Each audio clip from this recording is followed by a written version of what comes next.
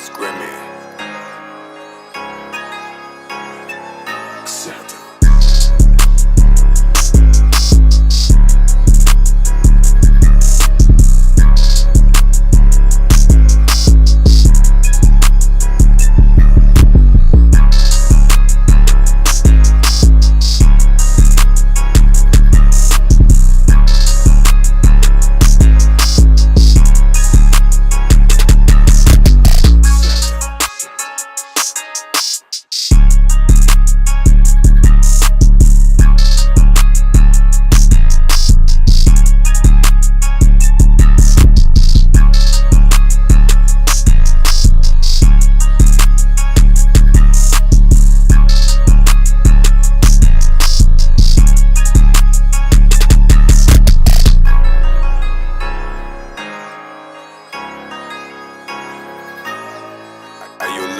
It's Grimmy.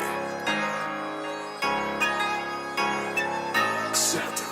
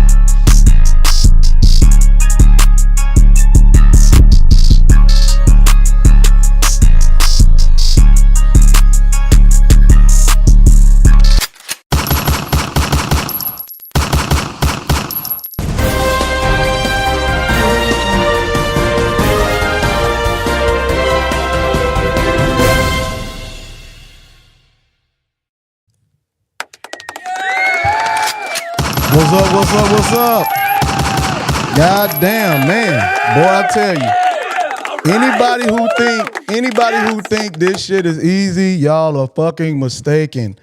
This shit is easy. You got to keep this shit going.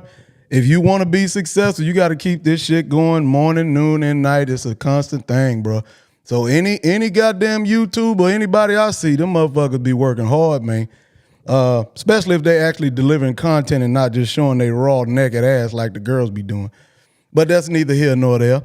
So what we got going on today is Moke's life story. But the first thing I want to tell you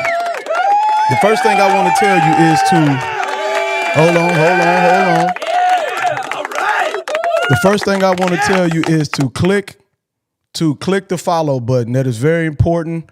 It helps me out with the algorithm and everything like that. Yeah, just click the follow button so I can keep doing this. And also, Christmas is coming up, so I am going to give away the brand new iPhone 16, the good one too. I'm gonna give that away. I'm gonna have the instructions coming up. It's gonna be a link that you gotta share. You also have to follow me on all platforms. TikTok, Facebook, YouTube, and Instagram. You follow me on that, and you have a other person follow me and share the video. That's all you have to do, and then you will be in line to win that or a PS5. So you can have either the iPhone 16 or the PS5. And all you got to do, share the video, follow me on all of my platforms, and then tell somebody else to add. That's all you got to do. And once I see that you shared the video, I will then put you in there. It's very easy, very simple to win. I think the phone was, $1,400 with everything. And of course, everybody know how much the PS5s cost. So it's a giveaway. You don't got to do nothing but click the follow. Click the follow on all of my platforms. You got to go and find the Moke Show, YouTube, TikTok. You just got to go and follow that, and that's it. That's all you got to do, and you win it. You can win it, and it's a total giveaway. So yeah, that's what it is. So let's start out. What I wanted to do is, because I know it's a lot of men and a lot of just people going through a lot of stuff that they don't know that everybody else go through. So what I wanted to do is I've become a very successful gentleman, right? Very successful black guy. I've become that. But it wasn't without all the obstacles in life. Okay? It wasn't without all the obstacles in life. It wasn't easy. It wasn't handed to me. Nothing like that. But I'm gonna start out with the beginning, which is part one, which was when I was born, right? I was born to a single black mama. Of course, I'm black. She was on welfare and everything. I had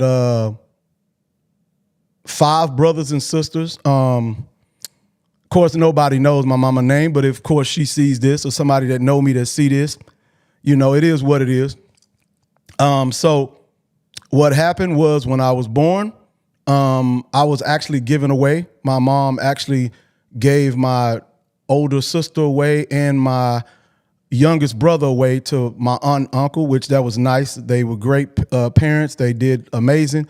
But she also gave me away. I didn't find this out until I was about, I would say, a few years ago when me and my ex-girlfriend was at my mom's house and we was chilling and my aunt was talking to me and we was talking about it. And I said, man, I used to.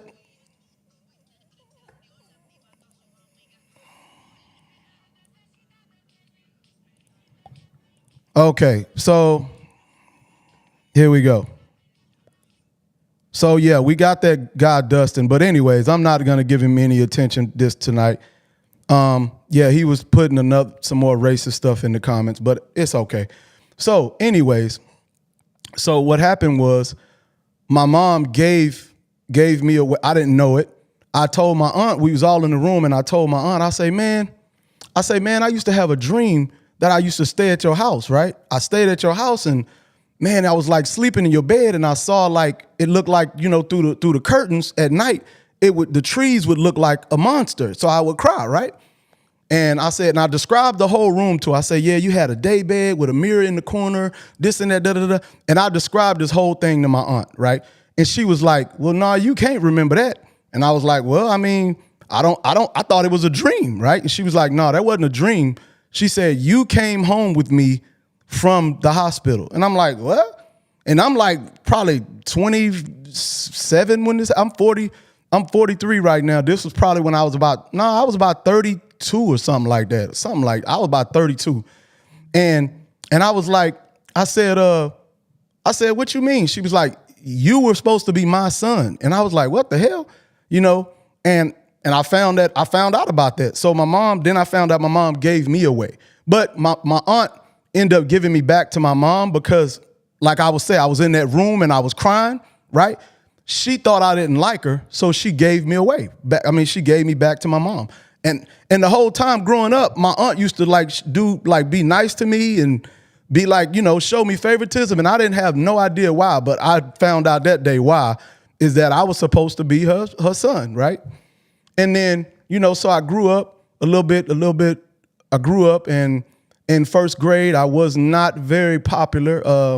I was what you call like the stinky kid in school because no shots to my mama, but my clothes wasn't well washed. We didn't, you know, it's a true story. So I didn't really have things on, it wasn't nothing on the wall really in the house where I was at, nothing on the wall. It wasn't, it was like man, it's just real, man. I talked to my mama about this before too, so I'm not saying nothing that she ain't heard. It was like nothing on the wall, so it's kind of like prison. So in the bedroom, our bed used to sit on the floor, so we didn't have, my bed used to sit on the floor, and in the closet, the clothes were sitting on the ground in the closet, so they weren't clean, they were just sitting there. So yeah, I used to go to school, and I was like the poor kid, right? And I think it was another kid more poor than me, but I was the one getting teased by this one guy because I was poor, whatnot. And I had a teacher. Her name, you know what? She's a great teacher, but her name was Miss Hall. I'm going to go ahead and tell you that. I ain't going to tell you what school because there's a lot of Miss Halls. That's why I tell you teachers and counselors and stuff like that are very important. She used to take me to the nurse's office, which was Miss Joseph, this black lady. She was a nurse. They used to take me into the office, and Miss Hall would bring me clean clothes, and she actually got me my first pair of Reebok Classics. She got me some shoes and stuff like that. And I was so like such a I used to get picked on so much, right? That they put me in a separate classroom because I was such like I wasn't a distraction. I just was going to school, you know what I'm saying? But they put me in a separate classroom because the kids would pick on me so much. Well, you know what I'm saying? And I had this one friend, this white guy, he was cool. But this black guy, he was the one that was picking on me. He was the one that had the fly Jordans. He actually passed away in a plane crash on the way going to the sixth grade. So yeah, I got picked on, and then my mama went and got onto the teacher ass for giving me clothes and stuff. And I didn't remember this until I went to a psychologist, right? I went to a therapist, and we started she was talking to me because this happened. This is real shit. I own a construction safety company. I also work for other companies that do construction safety. So I was actually at work. This was about a couple of years ago. I was literally at work, right? I'm at work and I just started crying. Like I'm like, and I ain't never cried in my entire life. I just started breaking. I just cried. And I'm a very well-off guy at this time too. I've been well off since I've been like 25. But I just started crying for some reason. I couldn't even help it. I was just like I couldn't even stop. I'm like, what the fuck? And I'm literally in my office, right? And then another one of my coworkers, he was like, man, you okay? And I said, man, I gotta go. So I left and went outside, and I'm sitting there, I'm just crying, like I couldn't even stop crying, man. And I'm like, what the fuck, right? So I end up calling, I say, man, I call a shrink. And I say, hey, man, can you get me in right now? She was like, yeah. And it just happened to be right down the road from my job. So I shot down there and I went in and we started talking and everything. And she started talking to me about stuff in the past and all that. And then it started like triggering me, like the fact that I was poor and stuff, that started triggering me. And I didn't know that shit bothered me, right? So men, that's why it's important, or anybody, that's why it's important. You ain't got to talk to a shrink, but talk to somebody and get it out. You know what I'm saying? You got to. Because that shit caused me to break down right there on my job. But anyways, what the lady told me to do is that I had a struggling part of my life when I was a child, right? When I was in elementary. And then I end up being the bully because they picked on me so much that I end up being the bully and started beating people up. And then they started being my friends. But after that, I stopped, got into junior high, started being very good at sports. So I was real good at basketball and stuff like that. I was like dunking in the 7th grade, but my brother is the one who helped me do that. He was like an All-American, but he used to make us wear strength shoes and shit like that all around. So I was dunking in like the 7th grade. So I was kind of popular from that. But I still had a bad life because when I turned about, I think it was like 16 or 15, remember I told you I was on welfare and housing. Like 16 or 15, like on housing, you cannot be when a little boy turns 16 or whenever the adult age is, and it's usually about 16 or 15, the kid can no longer be in the house because no adult male can be in the house. So you already know what happened. I had to leave the house. I had to leave the house at that age, right? And when I left the house, I used to go sleep at the park. Well, I used to go play basketball every day after school. So I used to just sleep in the bathroom. And a lot of my family members, I would go stay at my grandma's house sometimes or something like that. I would stay wherever my homeboy Derek, he passed away. And man, the dude the family, I owe him a lot. And I fuck around and start crying thinking about the shit. But then my older brother, we were doing something. I was helping him with something. And he was like, yeah, come with me, you know what I mean? And then later on that night, he dropped me off at the park and it was late. It was like 11 o'clock at night. And he was like, what you doing? I said, oh, no, just drop me off. Because I didn't want to make my mama look bad. And I also didn't want to seem like no punk. That's what I'm taught. I'm taught not to cry. I didn't want to seem like a punk. So he asked me, he's like, man, what you doing? You know what I'm saying? I say, no, nothing. And then he seen me walk over. He's, man, get in the car, in the truck. He had his S10 truck. He's like, get in the truck, man. And I went to go get my clothes out of the restroom. And I went to, I got in the truck with him and he took me to this apartment. And him and his girlfriend just got an apartment. And he took me to that apartment. He had a lease that he had signed for like a year, but he moved in with his girlfriend and he couldn't get rid of that lease. So he let me stay there. He brought me groceries. I thank him for that to this day, right? Ooh, shit. Hold on. Ooh. Hold on, man. Hold on. But yeah, so he let me stay at his house. He let me stay at that apartment. And after a while, you know, I ended up dropping out of school because it would rain so much. I don't know if y'all I'm from Texas. It would rain so much that I missed so many days of school. So when I missed so many days of school, I ended up dropping out in like the 11th grade. But I started doing music and stuff. But to say that, when the psychologist was telling me about each little mode in my life, right? She was like, she had me close my eyes, and she was like, she gave me like this clicker thing, right? And she told me that clicking on this thing would keep me in like reality. Like she said, just keep clicking on this. And she told me to close my eyes, and she did something. And then, cause a lot of this stuff I didn't even remember. Like I didn't remember none of this shit. Like that lady was cold. She was good, man. That lady was good. So she handed me these little two things in my hand, and she told me, she was like, she said, just click, you know, just keep pushing on that clicker. It'll keep me grounded, like to reality while she put me where I'm going, right? So she was like, okay, what's wrong? So she started asking me questions to see what would make me cry. And I had no control over it. I'm telling you, this is crazy, man. That lady was cold as fuck. That's also dangerous. If you let people in your mind and they try to fuck, they can fuck you over. But the lady didn't do nothing. She just said, she was like, keep your hands on the clicker, and she would ask me a question. And then I would talk real clear about some stuff. And I still remember it. And I would talk real clear about some stuff. She was like, well, what about this? What about your school? And then I would talk, and then she asked me certain details about school, right? And then I would get emotional. I would just start crying, like, and I'm sitting there, but my eyes would water, right? And this is real shit. My eyes would water, right? And then she would talk about when I was in school, and then she was like, do me a favor. She said, this is what I want you to do.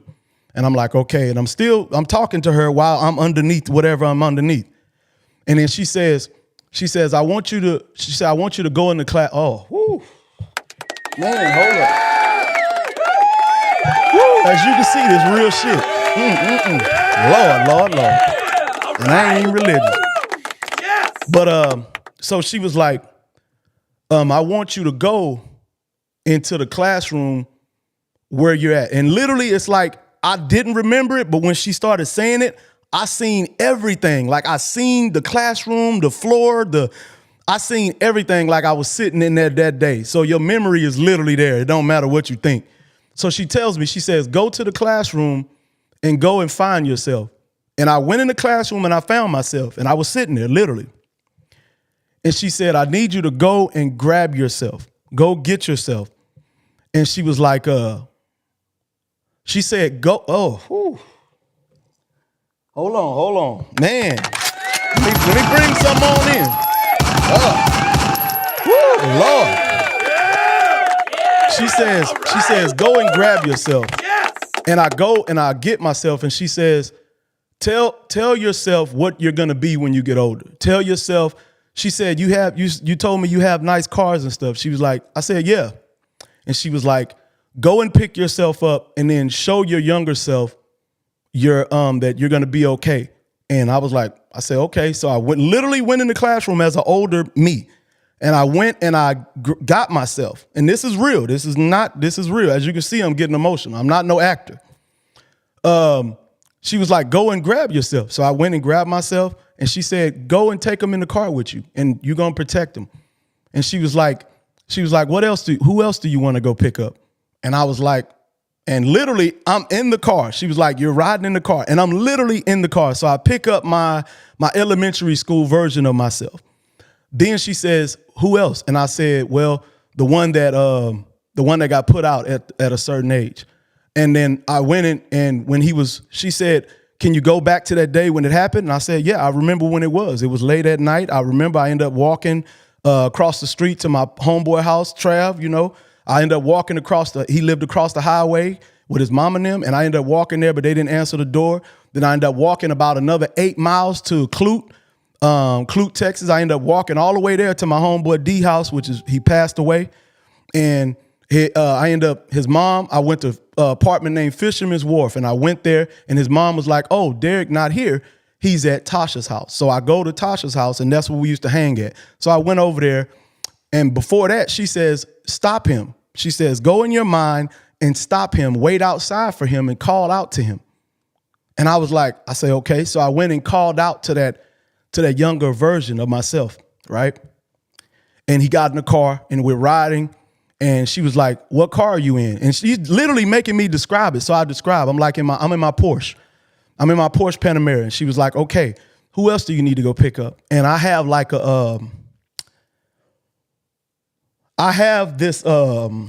homeboy D, hold up. I might have to end the show. Woo, shit. Lord, man. My homeboy D, he passed away, right? And I felt that I can help him because I was like the only one we would listen to each other, right? And I felt that I could have done something to stop, in my mind. This is me in my mind. I felt I could have done something. So she was like, well, go pick him up. I went and picked him up, and he's in the car with me. And then she was like, you go ahead and you just drive, right? So I drove off, and then now when I think of it, I might get emotional, but I'm actually basically what she said she did, she gave me a memory she created a memory in my mind that didn't exist. So she created a memory of me saving myself. So now I don't have an attachment to trauma no more. You see what I'm saying? I don't have that attachment to trauma no more, right? So when I think about it, it might be sad, but I cannot unpicture myself saving myself. That's what she did. So she took me back and I saved my younger self, right? That's what happened. I saved my younger self. So now every time I think of my past, it's like, damn, I went back. I picked myself up in a Porsche. I remember what I was wearing as a kid. I remember every single detail. It's crazy what these psychologists can do if they know what they're doing, man. So what happens after that?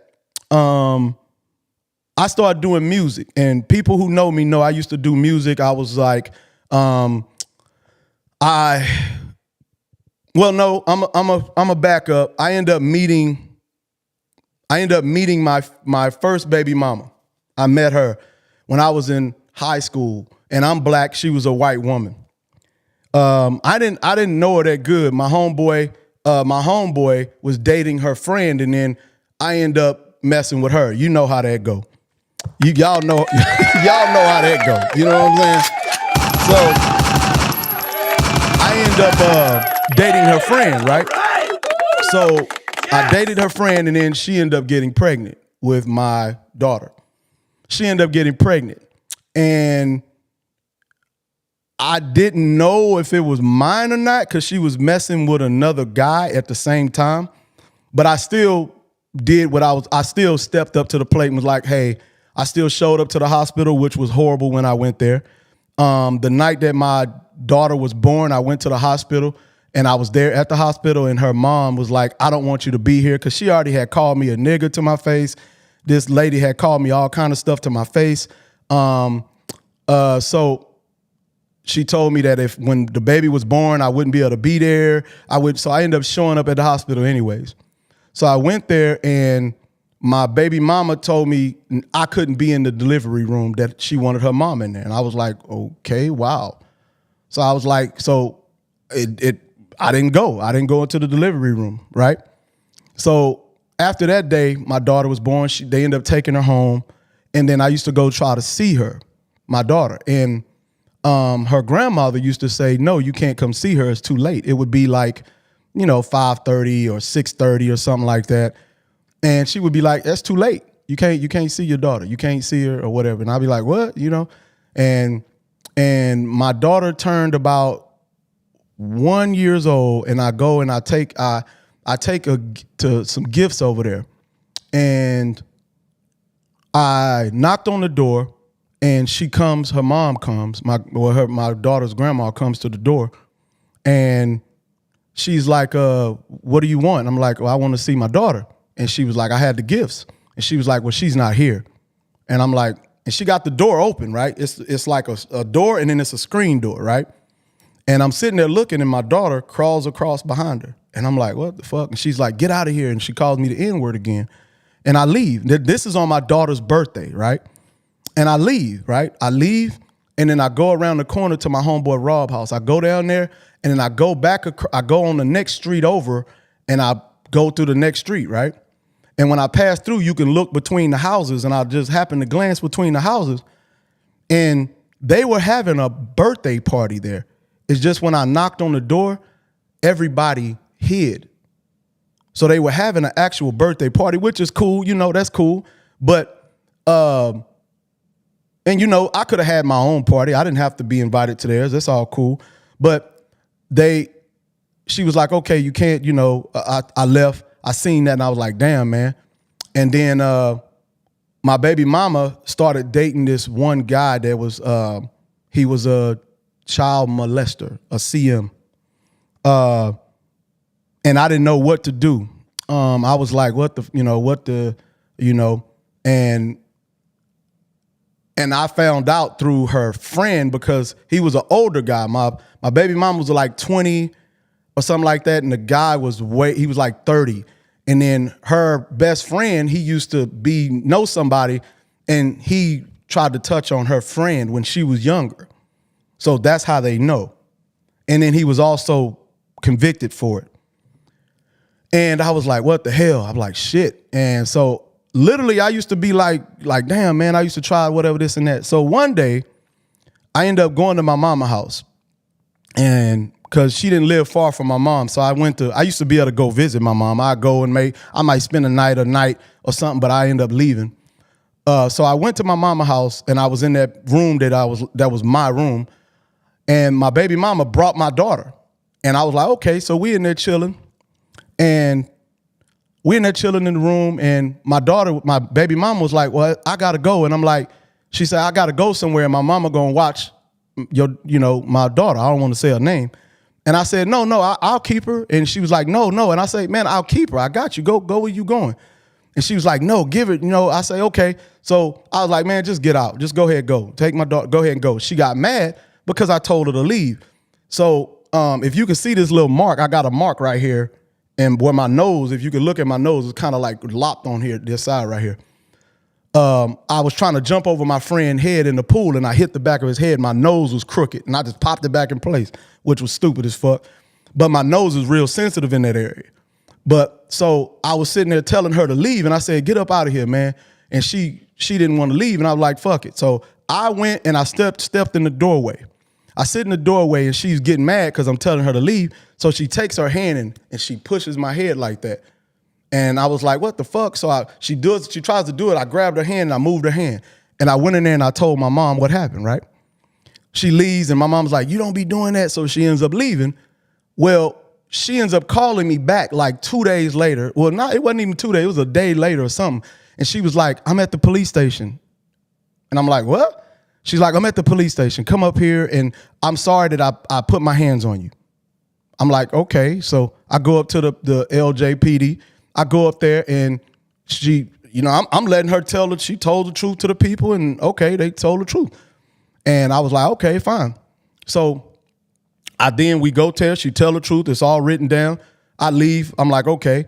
And then like 2 days later, I get a call from a police officer saying, hey, you need to come up, you need to come up to the police. No, I'm lying. It was the cop that took our first report. That police officer called me. And it was a woman. She was like, hey, what's going on? And I was like, what you mean? She was like, well, why did your baby mama or girlfriend or whoever, which was my girlfriend, she was like, why did she go up there and say that I wouldn't allow her to take a report when I have your report and I have cameras of I say, ma'am, I don't know what's going on. I don't know.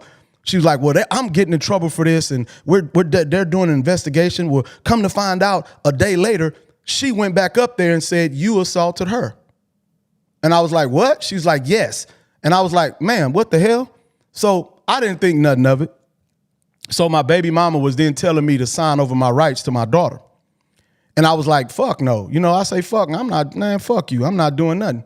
So I was like, nah, I'm not doing nothing. So she then comes and says, you know, whatever, why don't you just sign your rights over? You know, she has she's going to have another dad. And I'm like, dude, get the fuck out of here, man.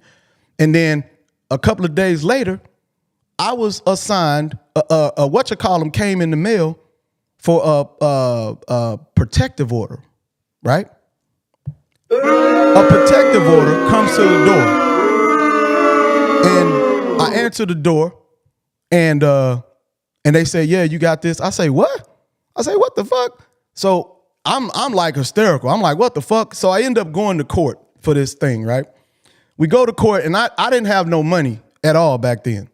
So this is how black men get railroaded, or even younger people, just poor people, they get railroaded real easy. So I end up trying to file my own documents to subpoena the police officer that took our first report. I filed my own documents and went to the law library and found out what to do and filed my own documents. When I filed those documents, they got there, but I didn't know what to do, so it didn't get there in time.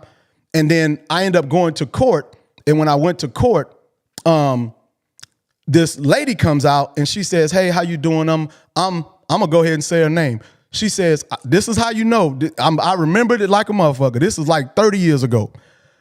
She comes up to me. She said, hey, how you doing? My name is Michelle Stover. I'm with the district attorney. And I'm like, oh, how you doing? She was like, well, what we got going here is that you can go in there and just say yes to everything. Just say yes to everything, and then we'll get this over, and then we're going to put it to where she can't come and bother you, because I already showed reports that she was bothering me. So they were like, okay. And she says that she was going to make it to where she couldn't bother me. So just go in there and say yes to everything. So I go in there and we sit and we go in front of the judge, and oh shit, the judge is like, hey, okay, how you doing? So she does that. I'm sitting and she says yes. I'm just saying yes to everything. Well, come to find out, that was not the DA. That was her attorney. That was my baby mama's attorney. So I signed documentation under false that's why I'm so smart with the law now. I'm very smart with the law right now. I mean, insanely smart with the law. But that's what, that's what happened. I went in there. The lady told me to tell, the DA supposedly told me to say yes. And I went and said yes to everything, but it was only on me and I didn't have any idea. It was only on me and I didn't have no idea.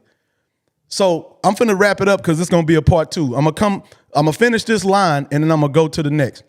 So the first time that I ever got arrested, I actually got arrested for violation of a protective order. Now watch this. Me, my homeboy Q, my homeboy Trav, we all just came from the beach. And everybody know Buc-ee's by now. Buc-ee's is worldwide. Well, we was at the Buc-ee's that was like, I think the second Buc-ee's that was created right downtown by the old movie theater and the Pizza Hut. We was at that Buc-ee's in LJ. I pull up and I'm sitting in the van because we driving this girl's van. We got girls with us and it was just about 15 of us, different cars. And I'm sitting there and I'm just sitting there chilling. Me and my other homeboys, we all in the car and I'm sitting there and I'm driving. And I sit there and I'm sitting there chilling and then it's already a cop in the parking lot. And the cop pulls up. He's like, hey, how you doing? And I'm like, what's up? And he was like, do you know that woman right there? And if everybody know Buc-ee's is like a clear glass where you can see everybody. And she's sitting there looking. I say, yeah, that's my baby mama. He was like, well, I have complaints that you've been up here, bothering her. I say, man, that girl ain't worked out. I just came here 2 days ago. That girl ain't been here. And he was like, well, that's what the manager says. And I say, what? And I was about to go to jail. The cop was like, well, you go ahead and you go and come to meet me at the police station. So I went up to the police station and met him up there. He didn't even arrest me, another thing. We talked about it or whatever, they let me go.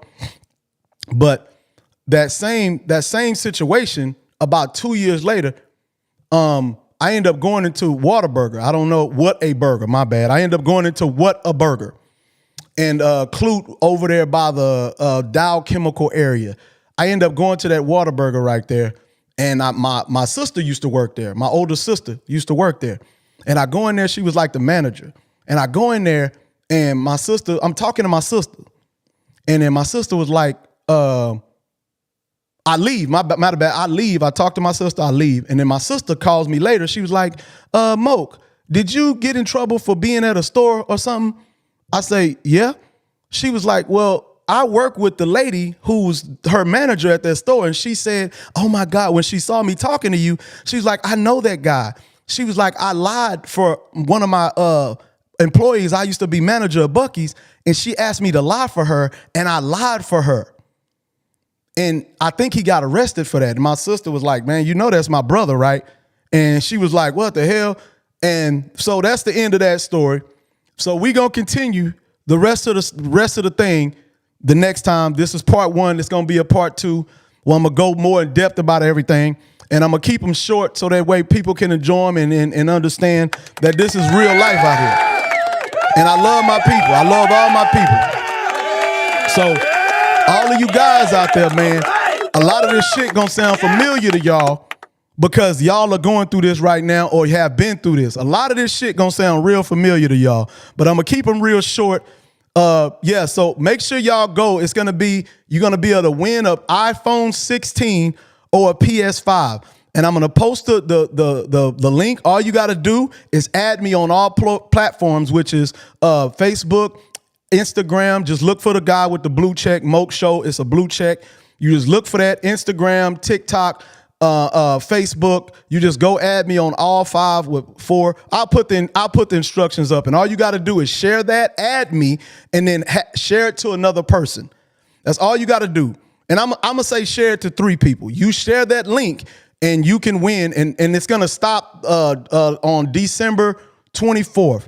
So all you got to do is do it once. You add it, and share it. And that's all you got to do. And then add me on all my platforms. That's all you got to do. You can either win that iPhone 16, which is about fucking everybody know that bitch about $1,400. It's the max one. So you can win that one, or you can win the PS5, and that's it. And it's actually mine. I just bought it like 2 weeks ago, and I don't even play the motherfucker. So, and it's the actual digital one where you don't put the game in, you actually go and download the game. So you can do that or whatever. So just make sure y'all do what I just asked, and you can win that new iPhone 16 or the PS5 for your kids. You don't get to win both. Don't be greedy, bitch. Stop being greedy. But yeah, as you can see, what I'm doing now, because this is about to blow up, and I don't want nobody coming and saying that all information, line information, so I'm going to go ahead and put out information before I become that next public figure that's all over the place. I'm going to put it out there so that way people know, and if somebody got a dispute or anything, you can call the line or whatever. Well, when that racist dude ain't blocking the line, his name Dustin Winship, and make sure y'all hit him in the mouth when y'all see him and his black wife. And but anyways, so yeah, man, y'all just going to do that and be love, this Moke Love. Make sure y'all follow the page now. Go follow me on TikTok. All you got to do is click the follow. Go follow me on TikTok. Go follow me on YouTube. Go follow me Facebook. Follow me on IG. That's all you got to do. Click the follow, and I want to keep doing this, and it helps with the way that the social media is set up. It helps with all of that, you know. So just go ahead and like the page and help me keep doing this, and I'm doing this for y'all, man. So I appreciate y'all, and it will be part 2 of the Moke Life. Let's get it!